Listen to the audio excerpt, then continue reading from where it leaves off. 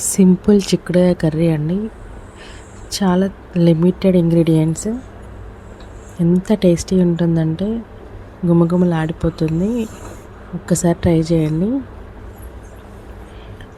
First మనం ఒక 10 ఒక పిరికెడు వెల్లుల్లి, ఒక 10 పచ్చిమిర్చి, జీలకర్ర తీసుకోవాలి. తీసుకొని ఒక 2 స్పూన్స్ జీలకర్ర, ఇంకా మనం వెల్లుల్లి దంచుకొని, ఇంకా పచ్చిమిర్చి కూడా అన్నీ మిక్స్ చేసుకొని దంచుకొని వేసుకోవాలి. ఒకసారి మంచి కచ్చా పచ్చగా దంచుకోవాలి. మంచి టేస్ట్, మంచి ఫ్లేవర్ ఉంటుందండి. సింపుల్, చాలా హెల్తీ. వెల్లుల్లి కూడా మన బ్లడ్లో ఉన్న కొలెస్ట్రాల్ని తగ్గిస్తుంది. ఏమైనా క్లాట్స్ ఉన్నా కూడా తగ్గిస్తుంది బ్లడ్లో. చాలా మంచిది వెల్లుల్లి. డైలీ తీసుకోండి.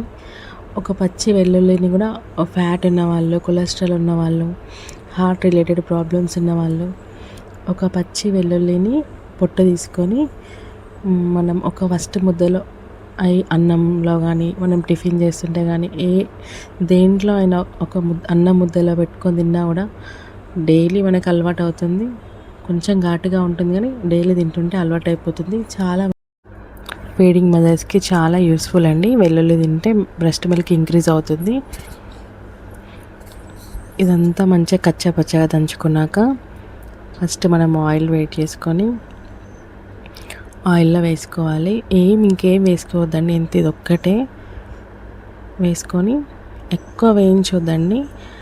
ఒక 5 మినిట్స్ వేగితే సరిపోతుంది. మరీ ఎక్కువ వేయించితే కూడా టేస్ట్ మారిపోతుంది. నార్మల్గా కొద్దిగా దూరగా వేగాలి. ఇంకేం వేయొద్దు. మెంతి ఉంటే మెంతి వేసుకోండి, చాలా టేస్టీగా ఉంటుంది. ఏ కర్రీలో అయినా బాగుంటుంది. టమాటా, ఇంకా బ్రింజాల్ అన్నిట్లలో కూడా చాలా బాగుంటుంది. పసుపు వేసుకోవాలి. ఒక్కసారి ఇలా కలుపుకొని, చిక్కుడుకాయ ఎప్పుడైనా మనం ఒక్కసారి ఇట్లా ఇంత వేగితే సరిపోతుందండి. ఒక్కసారి వాష్ చేసుకొని వేసుకోవాలి చిక్కుడుకాయ. అప్పుడు మంచిగా ఉడుకుతుందండి. మనం వాటర్ అస్సలు వేయని అవసరం లేదు. నేనైతే ఏ కర్రీలో కూడా వాటర్ వేయను. వాటర్ వేస్తే కర్రీ మొత్తం టేస్ట్ చేంజ్ అయిపోతుంది. ఇలా ఒక్కసారి వాటర్లో కడిగి వేసుకుంటే, సాల్ట్ వేసుకొని ఒకసారి మంచిగా కలుపుకుంటే సరిపోతుంది.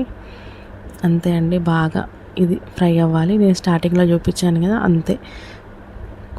కొత్తిమీర కూడా వేసుకున్నాను. మంచిగా ఫ్రై చేసుకోండి. చాలా టేస్టీగా ఉంటుంది. Thank you.